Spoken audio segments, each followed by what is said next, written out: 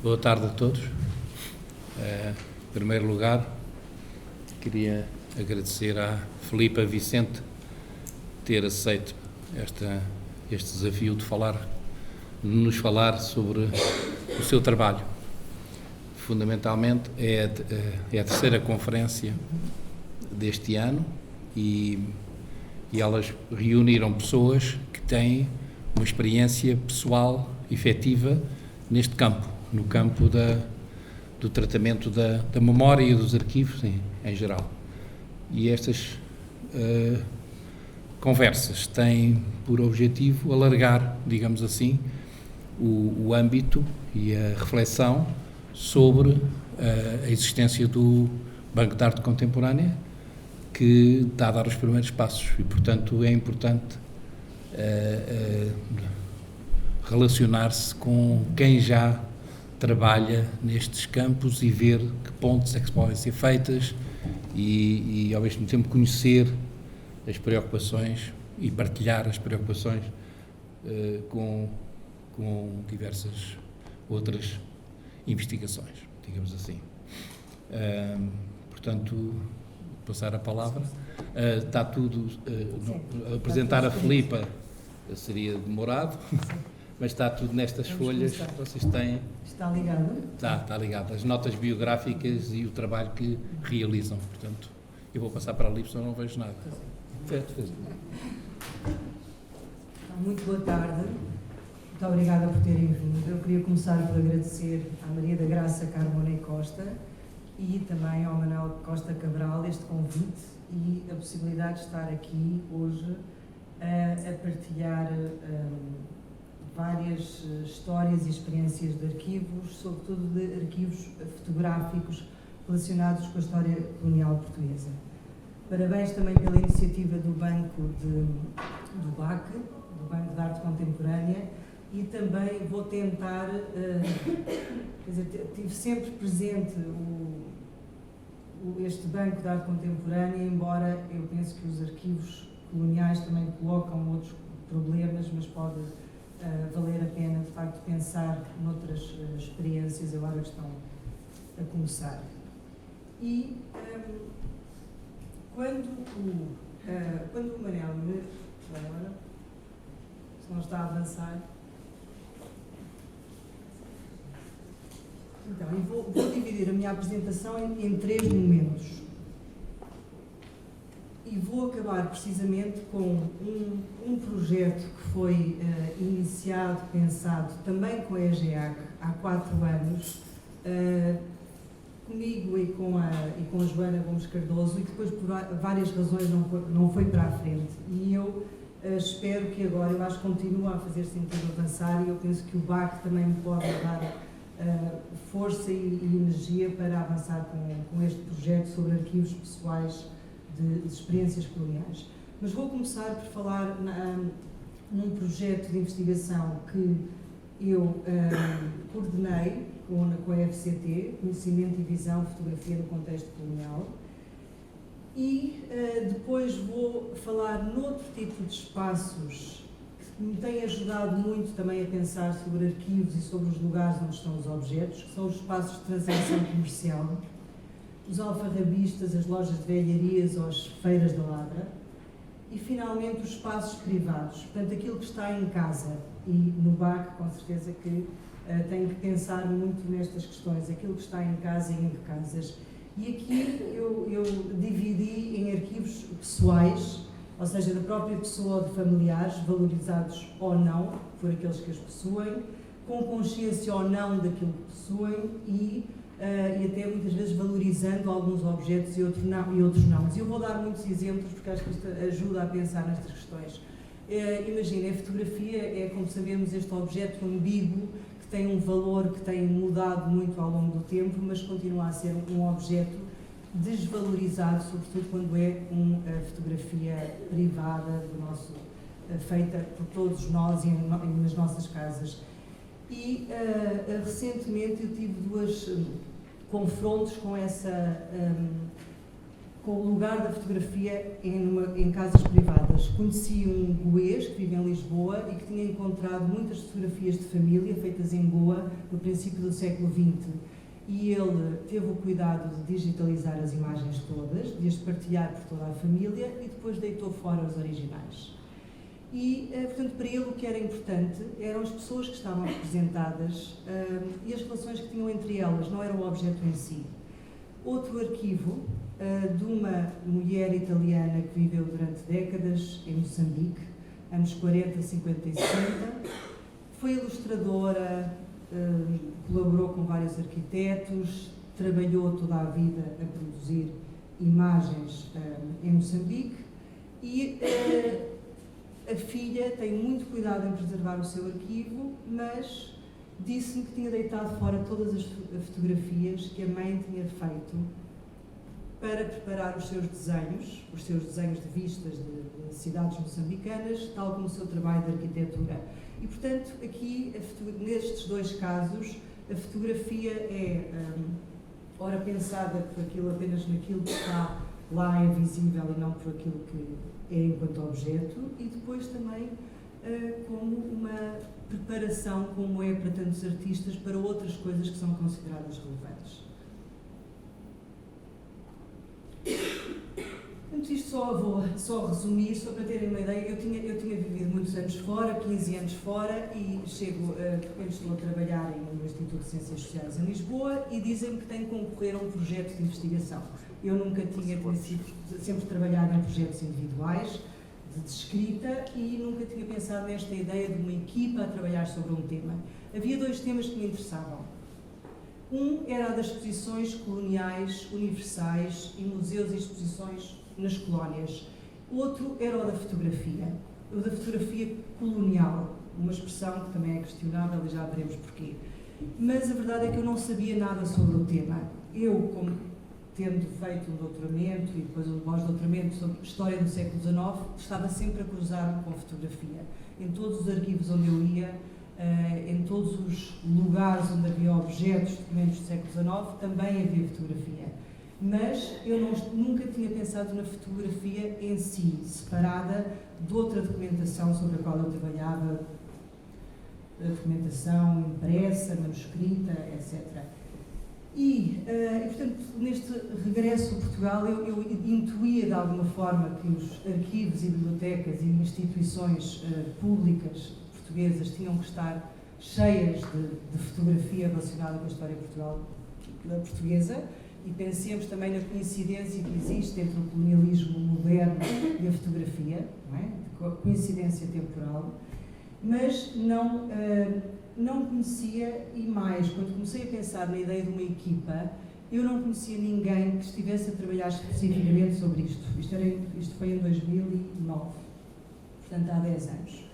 A não ser o Nuno Porto, um antropólogo de Coimbra, que tinha feito uma tese de doutoramento sobre o arquivo fotográfico da Diamang, de uma grande companhia de diamantes em Angola, e que no fundo vinha da tradição, aquilo que também acontecia em Inglaterra, que era muitos antropólogos nos anos 90, foram sobretudo os antropólogos que começaram a pensar naquilo, nos arquivos fotográficos com os quais se confrontavam, muitas vezes nos museus antropológicos onde trabalhavam. Foi o caso de Elizabeth Edwards, do Christopher Pine, e eu penso que o Nuno Porto também vinha dessa tradição.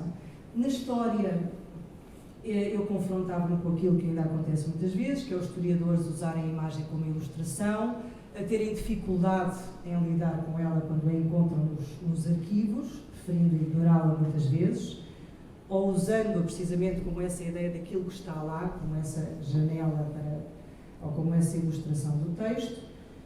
E por isso foi um projeto sobre o qual, de facto, muito pouco sabia. Era um projeto de 2 anos e eu tinha dinheiro para contratar uma pessoa, que foi a Inês Gomes, que amanhã vai falar sobre o álbum do Presidente Carmona no Museu da Presidência.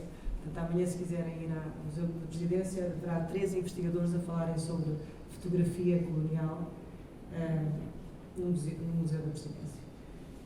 E, só para terem uma ideia, quer dizer, era impossível fazer um mapeamento profundo daquilo que existia, mas não só nos arquivos mais óbvios, portanto no Arquivo Histórico Ultramarino, no Arquivo Histórico Militar, mas no Arquivo Histórico do Patriarcado de Lisboa, Histórico Diplomático, Biblioteca Nacional, Palácio Nacional da Ajuda, Torre do Tombo e mesmo na Sociedade de Geografia, claro. Portanto, em todos os espaços, os lugares onde existem documentos, existe também a fotografia relacionada com a história colonial portuguesa. E, portanto, eram milhares e milhares e milhares, e estes eram aqueles que estavam mais ou menos identificados, porque há muitos outros ainda por classificar, por identificar, que nem sequer sabemos o que é que existe, porque ainda nem têm sequer um título. E desde o princípio interessava-me explorar estas duas dimensões. Por um lado, estudar criticamente, analisar este objeto, mas por outro lado, saber o que é que existia e pôr estas duas profissões a dialogar, o que muitas vezes não acontece. São os historiadores que vão aos arquivos e os arquivistas que recebem os historiadores. E a minha experiência foi muito positiva, porque muitos destes arquivistas que nunca tinham pensado no assunto, quando foram desafiados para o fazer, porque eu organizei um curso teórico com manhãs teóricas com os consultores do projeto e tardes de visitas aos arquivos, e a verdade é que os arquivistas todos, dos sítios onde fomos durante uma semana intensiva, responderam a essa, pensaram sobre o assunto, organizaram exposições, apresentações, e eu também senti que esse que tem que partir dos dois lados, tem que ser os investigadores a forçarem os arquivistas a pensarem na fotografia e só assim os arquivistas também respondem muitas vezes à procura das pessoas que frequentam os arquivos. E, portanto, assim, como sabem, os arquivos são em si mesmo um objeto de estudo, não só do ponto de vista prático, mas do ponto de vista teórico, tem sido muito artístico, etc.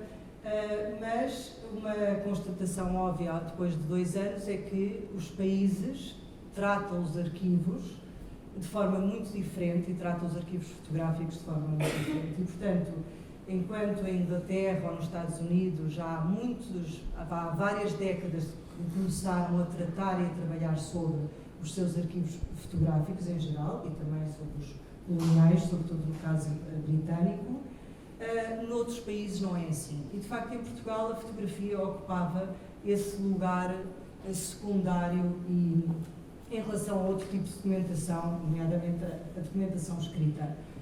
Depois, claro que os arquivos coloniais são indissociáveis da própria história colonial, portanto, pensem na quantidade de instituições que foram feitas em contextos coloniais, aos mais óbvios, como as sociedades de geografia, o Arquivo Histórico Ultramarino, mas também arquivos menos óbvios, como o arquivo do Hospital de Medicina Tropical, é um arquivo riquíssimo e que também é indissociável desta história colonial. E, portanto, esta perpetuação do arquivo colonial enquanto não só o que está lá, mas também porque é que está lá e como é que foi lá parar.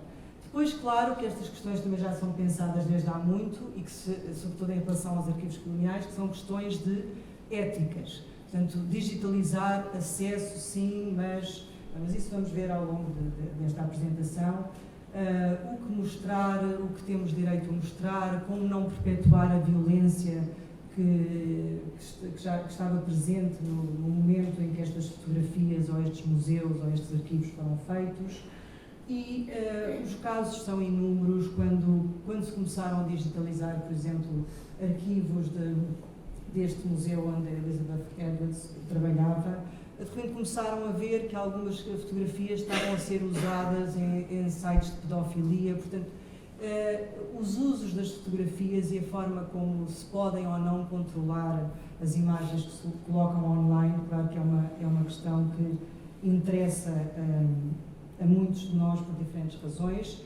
E depois, claro, uma questão que se tornou cada vez mais relevante, mas que é pensada também desde há várias décadas, sobretudo por antropólogos, que é o como devolver estas fotografias. Estão aqui, vieram de Angola, de Moçambique, vieram de outros lugares, que representam pessoas que estão nesses lugares, muitas vezes, e como é que os arquivos de hoje pensam e lidam com estas coleções que herdaram do passado. E como sabem, neste último ano foi um ano especialmente rico em relação a essa discussão, em relação a objetos coloniais em França, Alemanha e, enfim, um pouco por todo o mundo. E em relação às fotografias, claro que também se põem estas questões. E pensem na quantidade de momentos históricos em que essa mobilidade violenta se deu, e só estes são os... interessa-me especialmente das invasões francesas, porque Portugal também esteve envolvido, portanto a quantidade de coleções que foram levadas por Napoleão e pelas suas tropas no início do século XIX, mas depois pensem também em todas as questões relacionadas com os bens pertencentes aos judeus que lhes foram retirados também no século XX, e depois finalmente, séculos XIX e XX, toda a história do colonialismo europeu é uma história de mobilidade de objetos, fotografias, pessoas, e muitas vezes uma mobilidade forçada e violenta.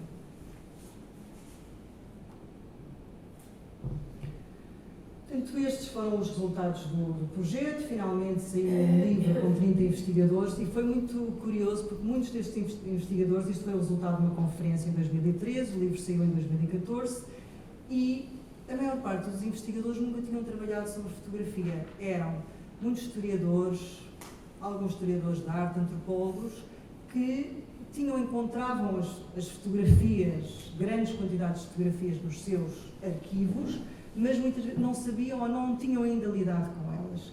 Fizeram-no para a conferência e depois acabaram também por fazê-lo para o livro. Mas, quando acabou este breve projeto, claro que aquilo que eu sentia é que muita coisa tinha ficado de fora, que isto era só o princípio, que ainda havia muitíssimo por fazer e que havia mesmo coisas que não tinham sido de todo feitas. Bem, para já, publicar este livro em português era contraditório porque este é um campo de estudos que é feito sobretudo em inglês, também em francês, e onde, só para terem uma ideia, este livro que saiu pouco depois, e quando eu pensei no título do livro O Império da Visão, pensei, este título é tão óbvio que tem que existir, mas não existia, mas depois, passado pouco tempo, foi publicado este livro. Este livro de centenas de páginas, que é um reader sobre o tema, não tem uma única referência à África colonial portuguesa. Então, aqui todas as experiências coloniais possíveis, na sua relação com a visão e, sobretudo, com a fotografia, mas não o caso português. E eu sentia isso constantemente, que eram os investigadores que trabalhavam sobre Áfricas coloniais, Índia colonial, ignoravam completamente aquilo que existia. E bem, como nós sabemos, isso acontece para muitas áreas também, tem a ver, as razões são múltiplas e a língua, obviamente, é a mais óbvia. E, portanto, só fazia sentido publicar este livro em inglês, e agora, finalmente, estou a trabalhar nisso. Convidei o Afonso, que trabalha sobre um período mais contemporâneo, portanto, guerras coloniais, do ultramar, de libertação. Os três nomes que, segundo quem o enuncia, são dadas a esse período, onde também onde a fotografia esteve muito presente nos dois lados do conflito, e, portanto, este livro já vai ter muito mais pessoas a trabalhar sobre o presente. Outra coisa que eu não consegui no outro livro foi ter investigadores dos países sobre os quais estávamos a falar. E é preciso ver que destes 30 investigadores, todos escreveram sobre a África, e eu fui a única que escrevi sobre a Índia. Eu nunca tinha trabalhado sobre a África, e agora neste livro em inglês não fazia sentido não conseguimos ninguém para mais lugares asiáticos, e, portanto, tive que me adaptar, tive que me reconverter à África, porque também não conseguimos encontrar ninguém para trabalhar sobre a Índia. E entre os investigadores, em 2014 consegui encontrar um investigador moçambicano que estava a começar um doutoramento sobre fotografia em Moçambique, e ele, na altura, não quis participar no livro, ainda não se sentia preparado. Felizmente agora já vai fazê-lo. Por outro lado, uma coisa que o projeto de 2 anos também não fez foi ir aos países, não havia dinheiro para ir a Angola, Moçambique, Cabo Verde, onde há um extraordinário estúdio fotográfico no Mindelo, que atravessa 100 anos e que tem 3 homens como fotógrafos, avô, pai e neto. E outro assunto que, entretanto, tem sido muito tratado nesta união entre estas duas áreas, do colonialismo e a fotografia, é o da violência sexual visível e não visível nas fotografias, e depois essa outra área que é dos arquivos privados e os usos privados da fotografia. E cada vez mais, e quando eu comecei a trabalhar nisto, era constantemente pessoas ou alunos em aulas ou socialmente me diziam: eu tenho em casa, eu nunca tinha pensado nisto, mas tenho em casa um álbum que o meu pai trouxe da guerra, eu tenho em casa fotografias do meu avô, da minha tia. Portanto, de repente, esta presença estas histórias coloniais, que são as histórias de todos nós, ou de quase todos nós, também são visíveis através daquilo que temos em casa e também através da fotografia. Portanto, eu sentia que, e agora, o que é que se faz a isto? Os arquivos públicos podem ser mais ou menos tratados e trabalhados, e tudo o resto.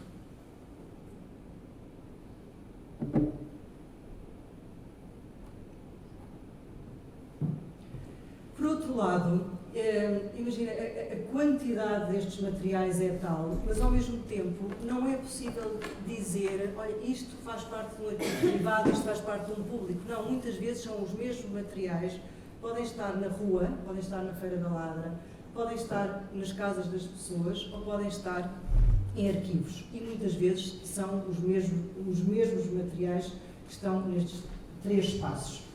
Depois, há outra, comecei a pensar cada vez mais nisto. E nisto porquê? Porque, por um lado, enquanto historiadora, não era suposto eu pensar nisto. Não é? Os historiadores não fazem reflexões pessoais, muito menos etnografias dos seus percursos de investigação, e muitas vezes também não se cruzam com estes lugares.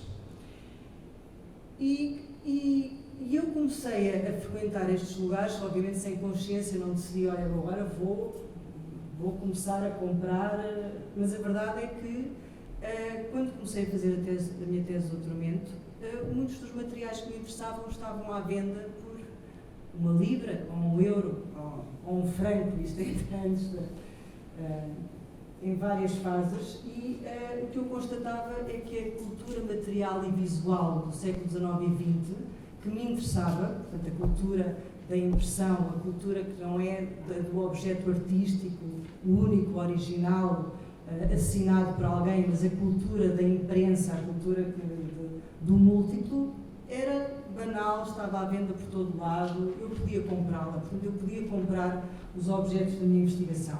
E comecei a fazê-lo. Ao mesmo tempo, comecei também a perceber que eram mundos que muitas vezes não se cruzavam. Portanto, o dos historiadores e do arquivo e da biblioteca não se cruzava com os mundos das feiras, das livrarias e dos alfarrabistas. Muitos, eu diria mesmo a grande maioria dos grandes colecionadores de livros não escrevem, portanto não usam aquilo que compram. Muitos colecionadores não escrevem sobre. Portanto, eram mundos que não se tocavam muitas vezes. Por outro lado, porquê é que eu escrevi aqui sem fatura? Porque aparecem nestes lugares objetos, coleções, espólios, que deveriam, penso eu muitas vezes, estar em lugares públicos, preservados e acessíveis. Mas não podem estar porque estes vendedores não há faturas e o Estado não pode comprar, não pode ir a estes lugares comprar objetos. E quantas vezes eu não penso: bem, isto deveria ser comprado pela Biblioteca Nacional, pelo Arquivo não sei o quê, mas não pode ser. E, portanto, o que acontece é que é comprado por privados e muitas vezes depois, um dia, chegará aos espaços públicos, quando esses privados que fazem coleções, não é? Essa é também a história de muitos museus e de muitas coleções, começa com coleções privadas e também é assim com arquivos e não só com coleções artísticas, claro. E, portanto, esta ideia de de que na era da reprodução mecânica este objeto, a fotografia estava por todo lado e era um objeto banal e barato. Ontem, como hoje, no princípio do século XX ou agora, quer dizer, é um objeto que em muitos casos ainda não é valorizado. Depois também esta constatação, sobretudo em lugares como a Feira da Ladra, feiras, que é porque é que as coisas lá estão. Eu penso muitas vezes nisto, mas como é que de repente cartas íntimas, fotografias de família, imagina as nossas fotografias. Este também é um confronto com as nossas histórias e também com a nossa própria morte. Eu penso sempre nisso e muitas vezes, e comecei também, isso mais nos últimos anos, a conversar com as pessoas que vendem estes objetos. E as histórias são quase sempre, são as casas vazias, são as pessoas que morrem e deixam uma casa e estes compradores, alfarrabistas, são chamados para ir à casa comprar os livros e as fotografias e os restos e a papelada. Outras vezes encontram as coisas no lixo, muitas vezes são mudanças, portanto, como é que as histórias de vida, como é que objetos tão íntimos e tão pessoais, e é preciso ver que estes objetos íntimos e pessoais, na história portuguesa deste século, cruzam-se com histórias coloniais. A quantidade de fotografias e de aquilo que se chama efêmera relacionada com a experiência colonial portuguesa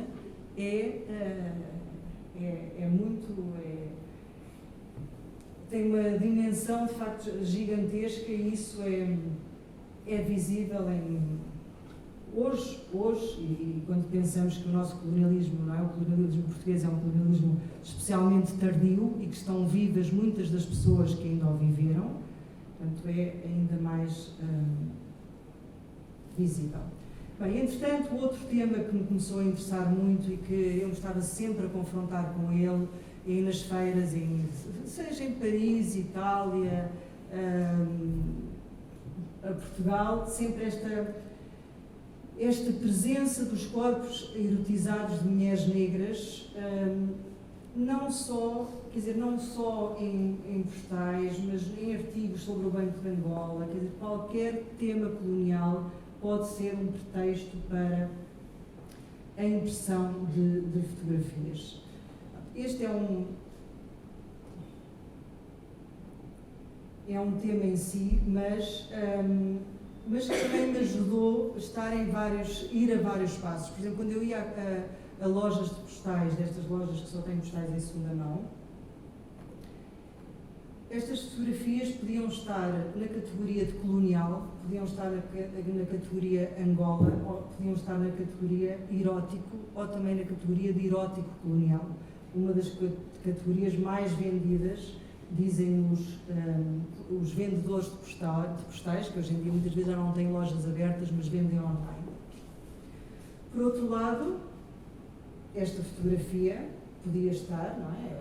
A exposição do mundo português, mas Margarida vai à fonte, também pode estará com certeza em muitos arquivos públicos portugueses, como também pode estar na gaveta colado em álbuns de fotografias ou nos dossiês de colecionadores.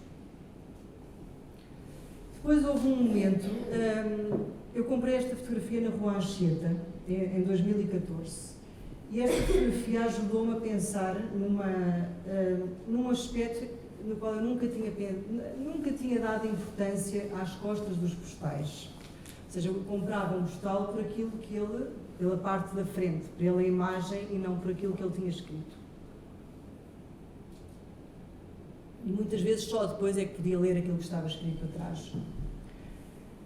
Mas quando comprei, eu já vi esta fotografia, com certeza que a separei de muitas outras, e este é outro aspecto, não é? Quantas vezes eu, quando compro alguma coisa, não estou a comprar só uma, porque não posso comprar mais, e estou a separá-la do conjunto onde elas estão,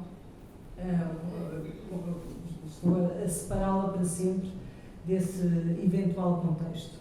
Mas gostei especialmente desta fotografia por várias razões, a mãe, o filho, uma certa subjetividade que eu via na fotografia, que é muito diferente de outras fotografias de mulheres negras fotografadas, o pano com a cara do Churchill, enfim, sobre o qual já tentei saber, é difícil compreender como é que aparece em Angola nos anos 60.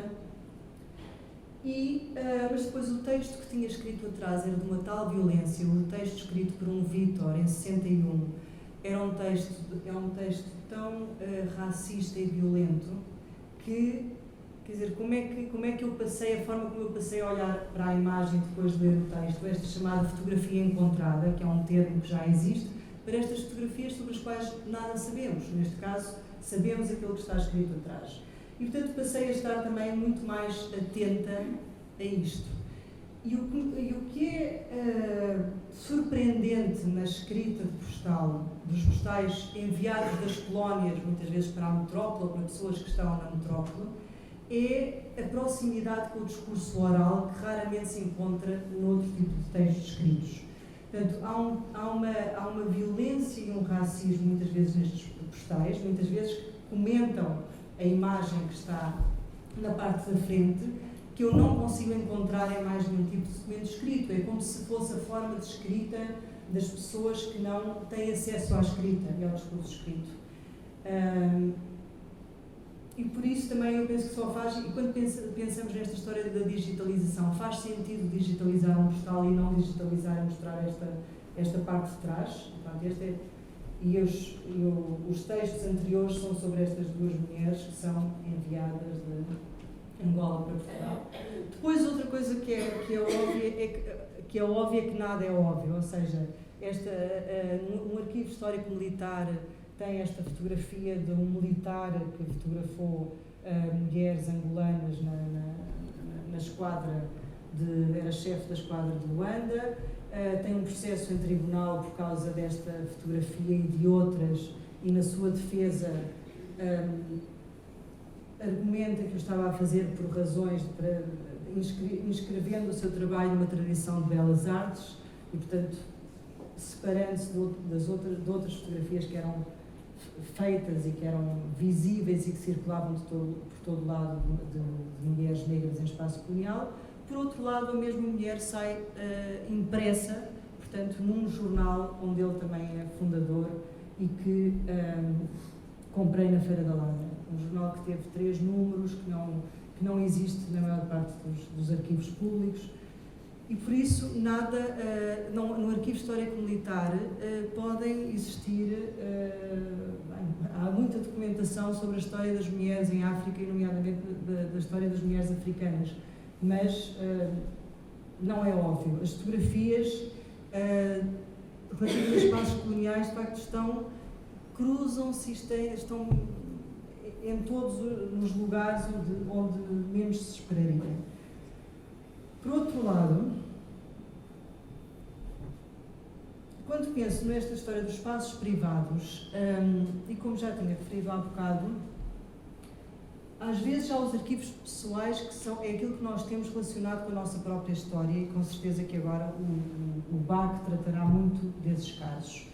Mas, por outro lado, também há muitas pessoas que têm em casa arquivos pessoais de outras famílias e de outras pessoas. E as formas como os têm em casa também podem ser muito distintas. E agora aqui vou só dar-vos alguns exemplos de, por exemplo, arquivos pessoais. Este álbum, não sei se viram a exposição Retornar, há uns anos, tinha uma grande parede cheia de fotografias trazidas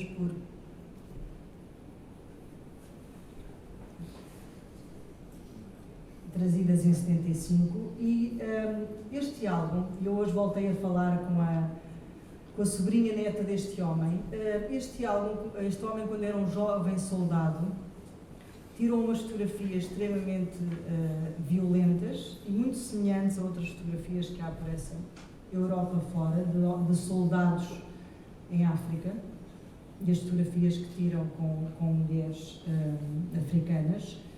E este álbum foi encontrado por esta minha colega, que está a fazer um doutoramento sobre estudos coloniais, e este álbum estava quando este tio-avô veio da Guiné, foi para a casa dos pais no Alentejo, depois esteve em casa da irmã no Seixal, e o álbum terá lá ficado.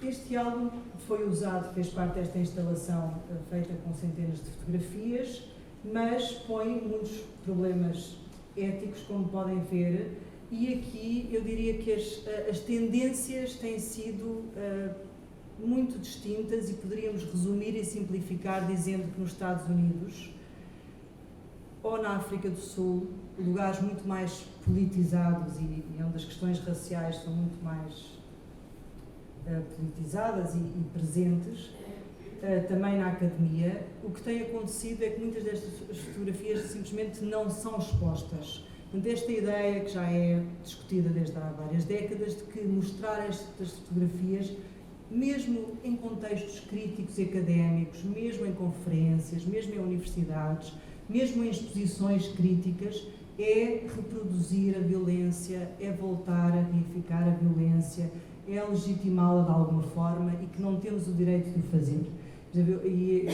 Eu assisti a uma conferência de uma mulher que optou por estar 1 hora a descrever uma fotografia sem a mostrar, portanto, como um gesto propositado de não mostrar e descrever com pormenor aquilo que era visível numa fotografia que não se via. Por outro lado, há uma corrente, digamos assim, mais francesa, que resultou num livro saído há 1 ano, publicado há 1 ano, chamado Sexo, Raça e Colónias, e que o Libération mostrou muitas das fotografias em grande plano, circularam online e gerou uma discussão, e eu penso que com razão, porque estas fotografias nunca teriam sido publicadas assim se fossem de mulheres brancas. E portanto, a forma como se lida com estas imagens é muito diferente, porque há também quem diga, claro, que para contrariarmos a violência, para a denunciarmos, temos que a mostrar. E isto também é dito em muitos países africanos, por africanos hoje em dia. Não, quer dizer, é preciso mostrar a violência porque nos esquecemos dela. Mas agora, voltando aos arquivos não pessoais, o que é que acontece quando nós temos arquivos que são de outras pessoas, ou de outras histórias, de outras famílias, e os temos em casa? Por um lado, há o perigo dos colecionadores, não é? Já no século XIX já havia muito esta discussão, mas no século XIX e XVIII, com a ideia dos antiquários. Os antiquários eram estes que colecionavam, ficavam com tudo guardado em casa, mas depois não escreviam sobre isso. Portanto, esse perigo daqueles que pensam que vão escrever um dia e não vão. Depois, por outro lado, como já referimos, as coleções públicas também dependem das privadas. Portanto, se não fossem muitos colecionadores, não existiriam muitos museus e coleções públicas. Por outro lado, há muitos lugares do mundo onde o espaço público não é necessariamente mais seguro do que o espaço privado, também como sabemos. Portanto, o dinheiro, consciência, segurança e outras questões práticas nem sempre são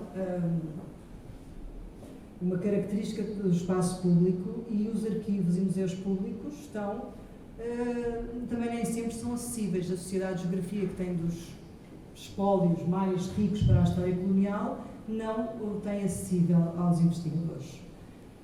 E, portanto, ser público não significa necessariamente ser acessível, estar bem tratado e cuidado.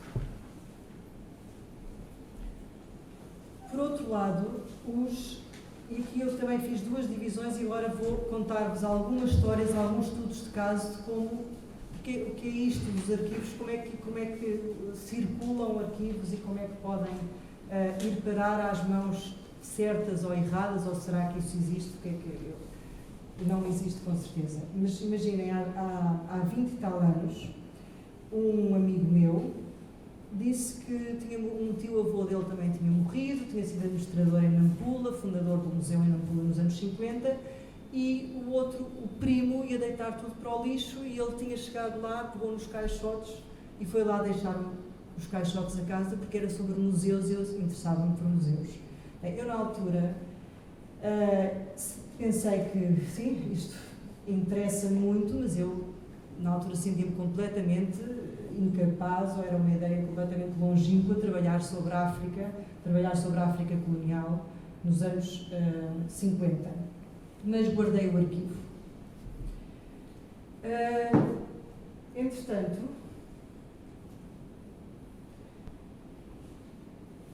estes são alguns dos objetos do arquivo e o arquivo ainda está há 20 e tal anos que está em minha casa e eu agora finalmente penso que agora vou trabalhar sobre ele.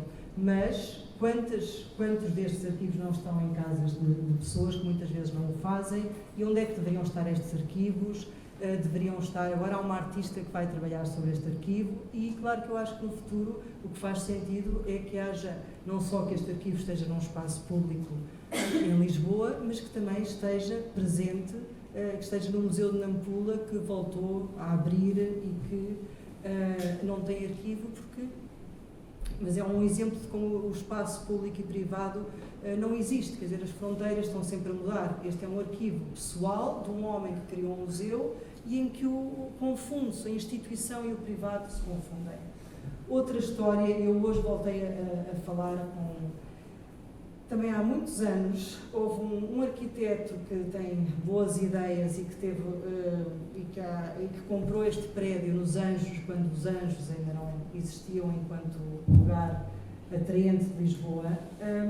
Depois comprou no princípio em 2000 e teve a negociar durante uns anos e depois quando lhe foi dado o palacete, que agora se chama Indie House, é um hostel nos Anjos,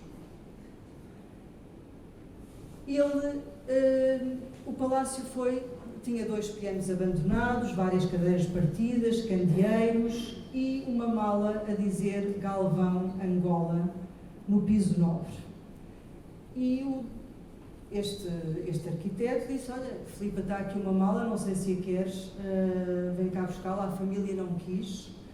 E, portanto, eu também trouxe esta mala de um homem que foi presidente da Sociedade de Geografia, engenheiro, viveu em Angola vários anos e depois deixou esta mala, ficou na casa, entretanto a viúva também já tinha morrido e a casa pertencia aos filhos que não quiseram isto.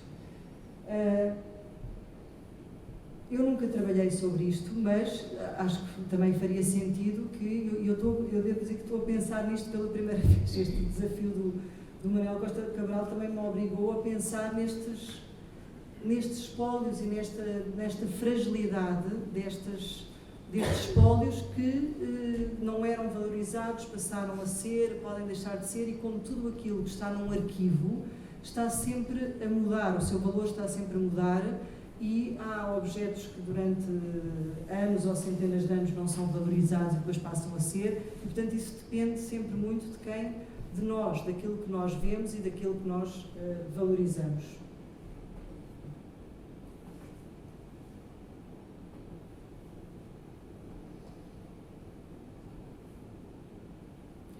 Depois há aquilo que, como eu já disse, uma das coisas que me fez, eu durante muitos anos não consegui comprar nada que fosse pessoal, portanto tudo o que comprava eram postais, impressos, exposições coloniais, tudo aquilo que de alguma forma tinha sido feito para o espaço público. Até que houve há uns anos, eu peguei neste álbum e pela primeira vez comprei um objeto pessoal e que também me fez pensar sobre o direito a termos pedaços íntimos da vida de outras pessoas. Só tinha isto escrito, comprei-o em Paris, numa feira de fotografia, e depois era o álbum mais cuidado, dos álbuns mais cuidados que eu já vi. É um álbum com certeza feito por um pai, em 1906, 7, e em que a história da filha é mostrada cronologicamente ao longo do álbum, sempre com legendas, legendas com amor e humor. Os 4 meses, a Paulette no banho, ele a dar-lhe banho, ele pai a dar-lhe o biberon. E eu trago 100 anos depois este álbum para Lisboa e, portanto, afastando-o ainda mais do seu lugar de origem. E lembro-me de ter pensado nisso, que tinha sido a primeira vez que eu tinha comprado alguma coisa tão íntima, e até que ponto é que o facto de estar à venda nos dá o direito de o comprar. Ou seja, claro que se eu não comprasse, outra pessoa podia fazê-lo. As minhas coisas daqui a 100 anos também podem estar nestes lugares à venda, mas como é que este objeto, um dia, como é que esta fotografia vernacular, esta fotografia do privado e da intimidade pode ou deve estar acessível, deve estar online para que os descendentes desta família um dia possam encontrá-lo? E também, quais são as diferenças entre estes dois álbuns? Como é que este álbum do soldado que veio da Guiné mistura fotografias de extrema violência com postais da Guiné, de danças tradicionais, com casas da família em Portugal? Portanto, isto é uma característica dos álbuns. Os álbuns são uma espécie de muitas vezes de atlas ou de livros de scrapbooks em que tudo se reúne, em que cada pessoa faz a sua curadoria de imagens. Mas as questões éticas são distintas, sem dúvida, mas também estão aqui pessoas que não sabiam que estas fotografias iam ser mostradas, que não sabiam que estas fotografias iam ser compradas, etc. Outro exemplo, isto há muito menos tempo, vejo este álbum da AMBA, portanto um álbum claramente feito para os soldados da Guerra Colonial, e o vendedor não tinha mais nada, não tinha livros, tinha objetos, e eu perguntei-lhe de onde é que tinha vindo este álbum, e ele disse, foi um amigo que o encontrou ao pé do lixo, estava isto e umas revistas de automóveis. Ele tinha uma pilha de revistas de automóveis e este álbum.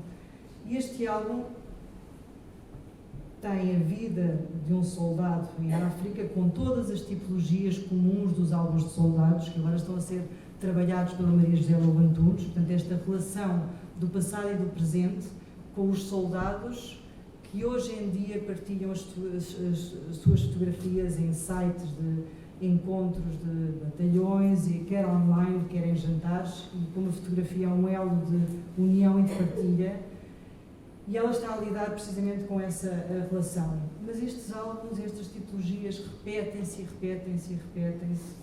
mas ao mesmo tempo, no fim do álbum está o casamento do soldado, com certeza, quando voltou para Portugal. Pelo menos é essa a cronologia que ele conta. Pronto, e finalmente um exemplo artístico, portanto um exemplo de um tipo de objeto que poderia estar no BAC, e que eu também nunca tinha pensado sobre isto, que é um caixote que eu comprei há uns anos, não me lembro onde, numa feira no sul de Paris, onde vou muitas vezes, e que me foi vendido então como sendo o espólio de uma artista chilena que viveu e estudou em Paris no início do século. Este caderno começa em 1908 e isto também interessa dizer aqui, eu podia ter também vindo falar sobre este assunto, que num arquivo como o do BAC faz sentido pensar nos arquivos privados de mulheres artistas, porque, como sabemos, historicamente eles estiveram menos visíveis e continuam muitas vezes em espaços privados. Portanto, é importante que o BAC também pense nos arquivos de mulheres artistas, para possibilitar precisamente esse estudo mais fácil. Mas, mais uma vez, qual é o sentido de um arquivo de uma mulher chilena, como tantas e tantas mulheres artistas que foram para Paris, estar em Lisboa? Este caso serve a uma narrativa sobre mulheres artistas à volta de 1900, como tantas outras, mas também pode servir uma história de artistas intelectuais sul-americanos em Paris, uma história de diáspora chilena.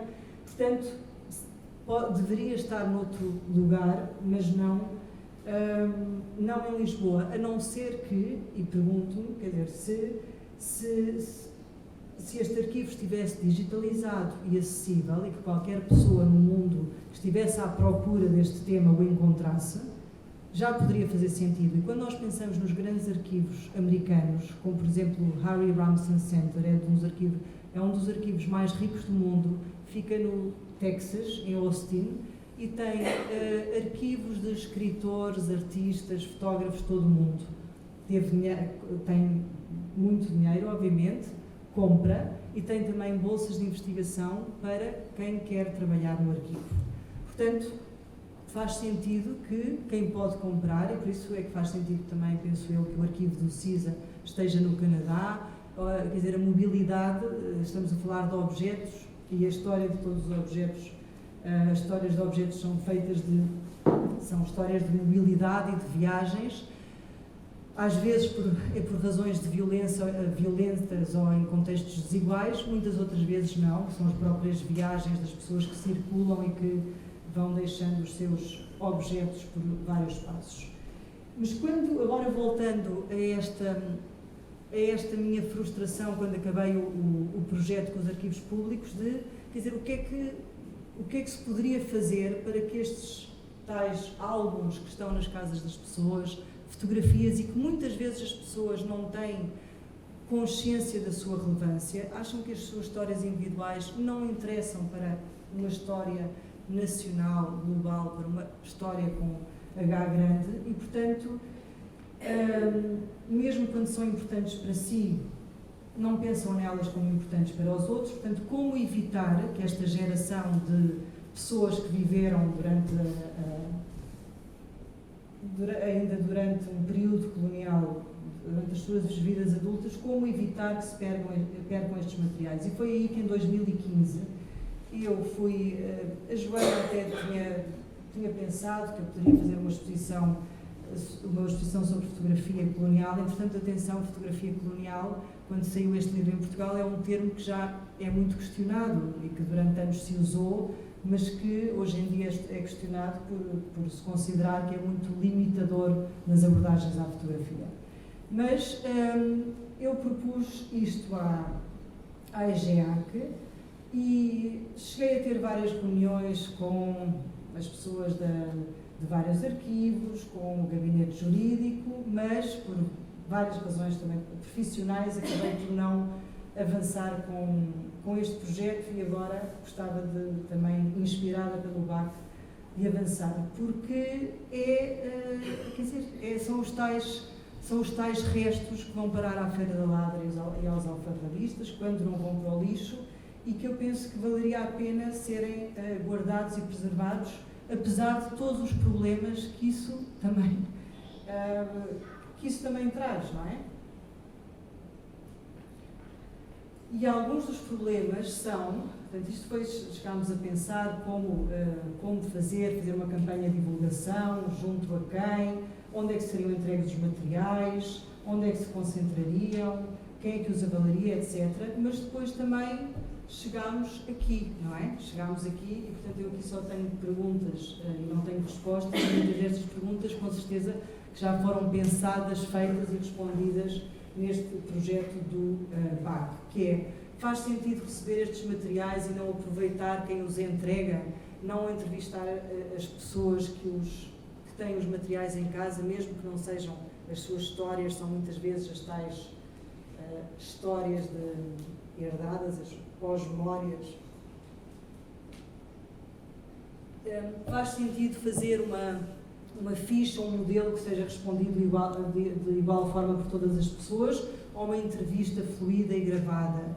Faz sentido confrontar as pessoas com estas fotografias, ou filmes, ou cartas, sabendo que esse confronto despoleta e destranca memórias e histórias?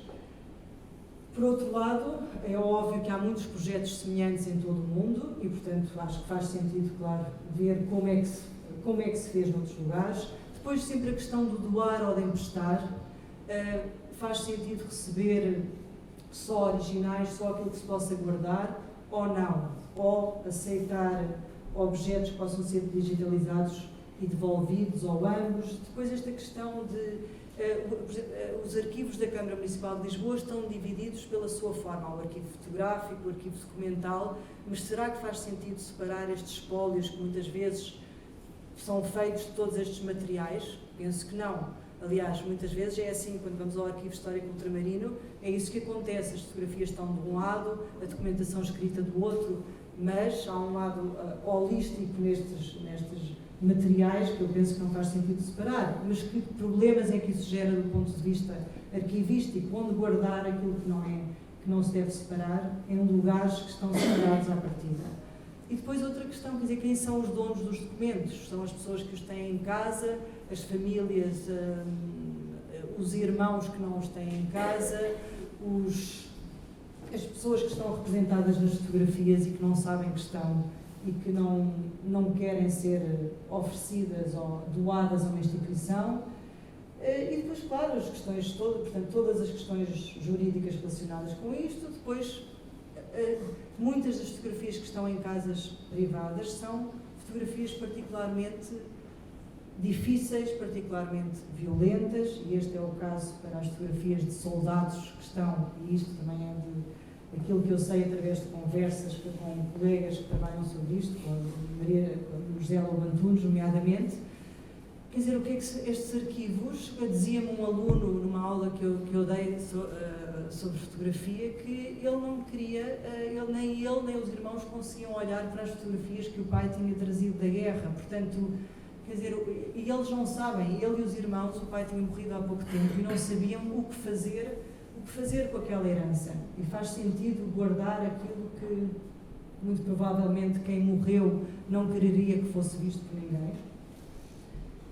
E depois também esperar para receber ou ir à procura. E isso será o caso também dos espólios de artistas. Quando sabemos que existe qualquer coisa, devemos ativamente ir à procura ou ir ter com os familiares que os têm, ou não, ou deve partir das pessoas que o têm. E depois, por outro lado, como incentivar a que as pessoas trabalhem sobre certos espólios. E depois, claro, em sítios ricos, como a Universidade do Texas, existem estas bolsas para que investigadores de todo o mundo vão trabalhar sobre a correspondência de um escritor do século XIX.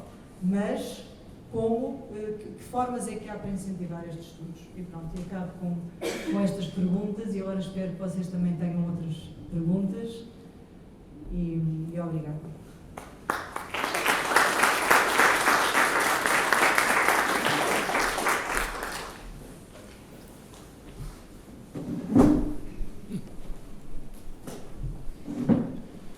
Obrigado, Filipe. Por sorte, por um lado, e por coincidência, as 3 conferências até agora, que não foram muito combinadas, a não ser só alertadas, focaram os pontos mais importantes com que o BAC se tem debatido neste seu arranque. E, de facto, a complexidade, este mergulho que tu fizeste agora neste trabalho e na metodologia deste trabalho vai ser muito importante para nós.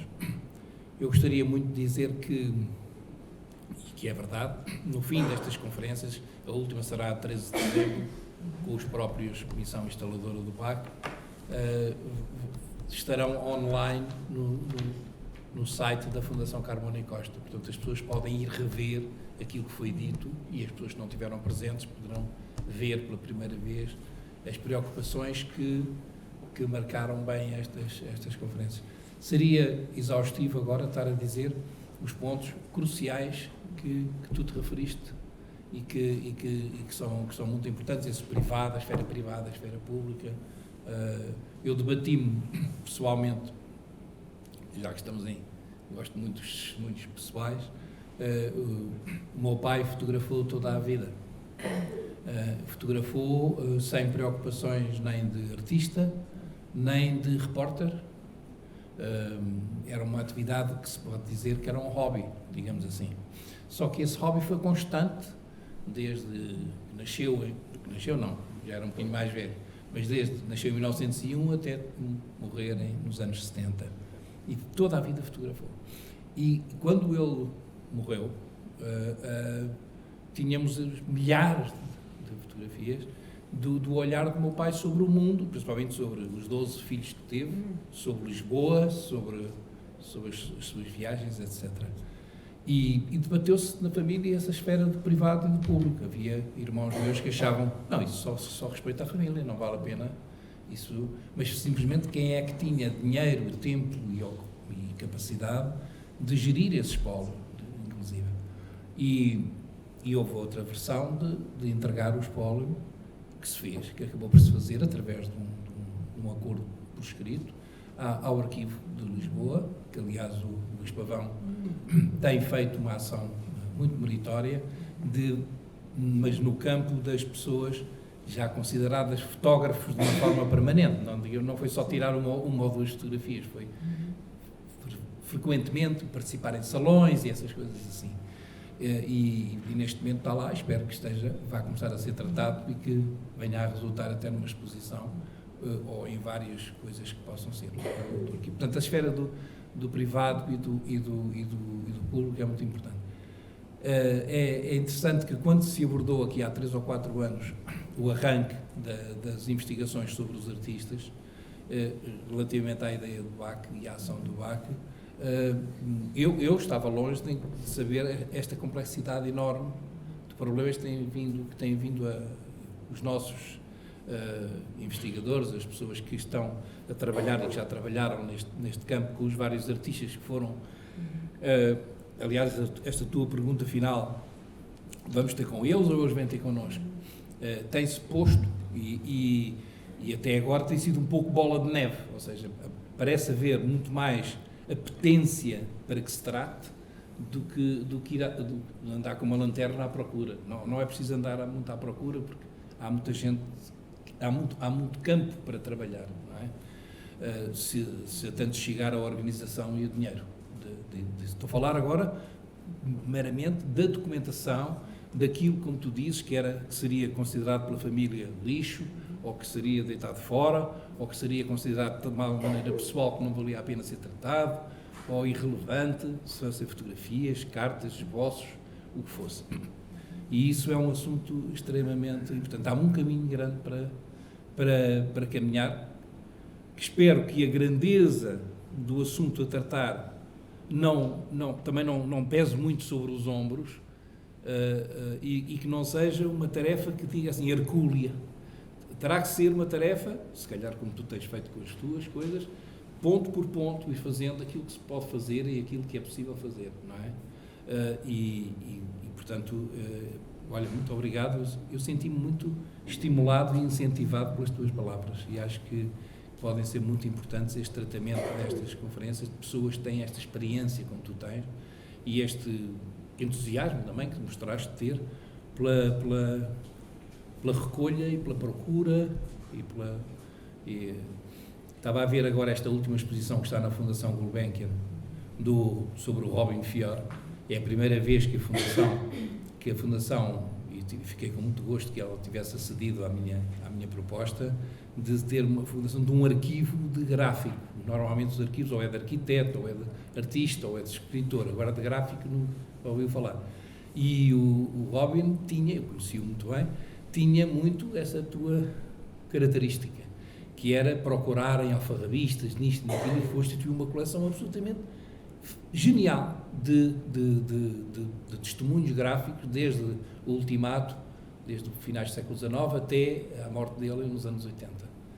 Agora, mas quer dizer, até o tratamento dos anos 80. Está na Gulbenkian, todo o tratamento. Está agora a exposição, a primeira exposição. Mas o arquivo dele não está.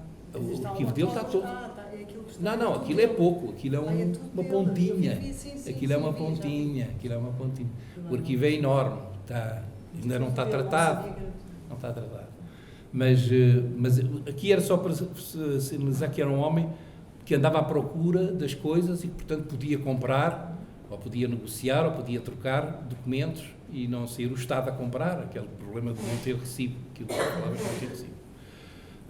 Pronto, desculpa, eu estava tão entusiasmado de dizer isto e de te agradecer que saltei para a ribalta, mas está aberto para quem quiser fazer alguma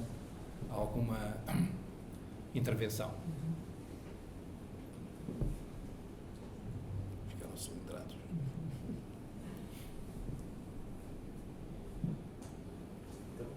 António. António, fala alto, porque não tens microfone aí. Não há microfone, não. Não, talvez fosse interessante pudesses desenvolver mais as nuances com que acabas de dizer, que é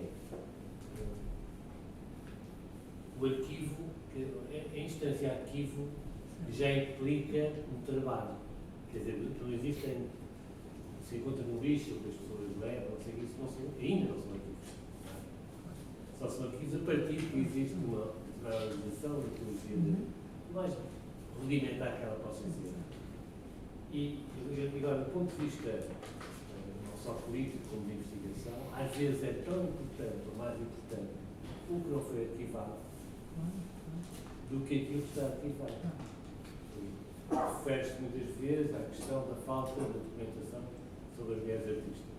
Bom, isso é apenas significativo de uma determinada forma de olhar para a produção artística que não considerou o material que haveria de dar depois vazão aos arquivos. Eu acho que essa questão, do meu ponto de vista, é importante para quem trabalha com os arquivos, saber que existe à partida um projeto que faz com que faças a seleção, o que é que escolhes aqueles, o que é que guardas aqueles, o que é que te interessa aqueles e não te interessam outros, não é? E isso tem uma dimensão muito pessoal, naturalmente, de desejo de investigação, mas também, com certeza, tentar encontrar narrativas possíveis para aquilo que é. Porque eu acho que às vezes aparece esta ideia do trabalho de investigação sobre arquivos como uma coisa relativamente neutra. Está ali o investigador e tal, faz umas coisas. Não é nada disso. Na altura em que tu te envolves naquilo, estás a ser testemunha da testemunha. E, portanto, implica teres uma relação, não é? Compromisso com aquilo que agora não quero considerar.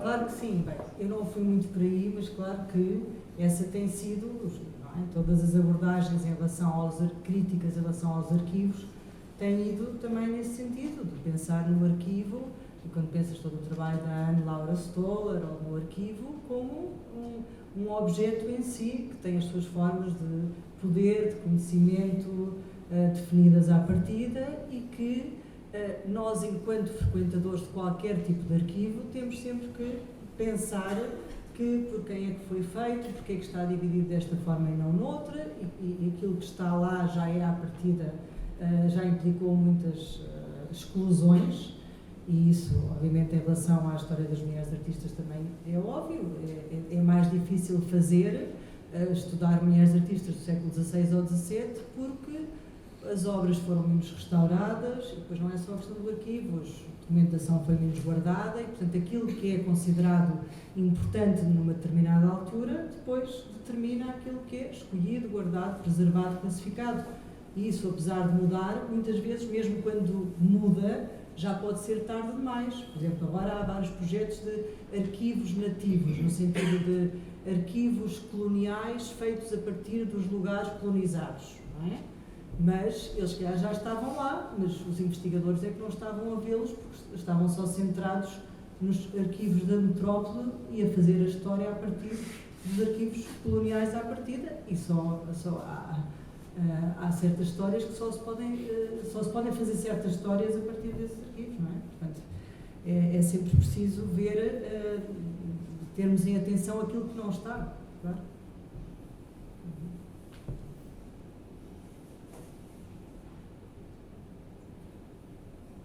Ou então fazer bem todo o trabalho que tem feito agora a Ariela Azoulay, não é?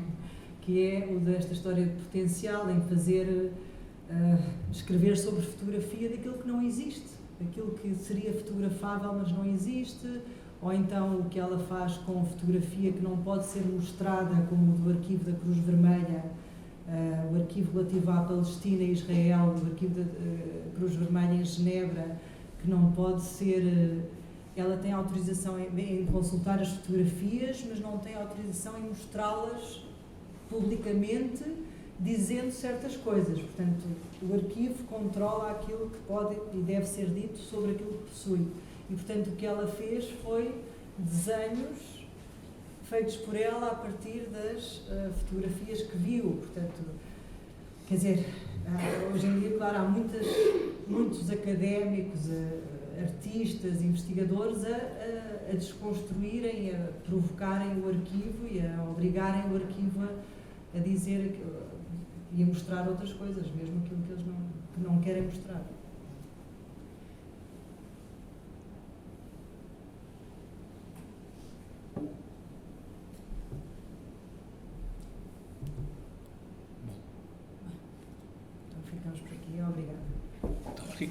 obrigado.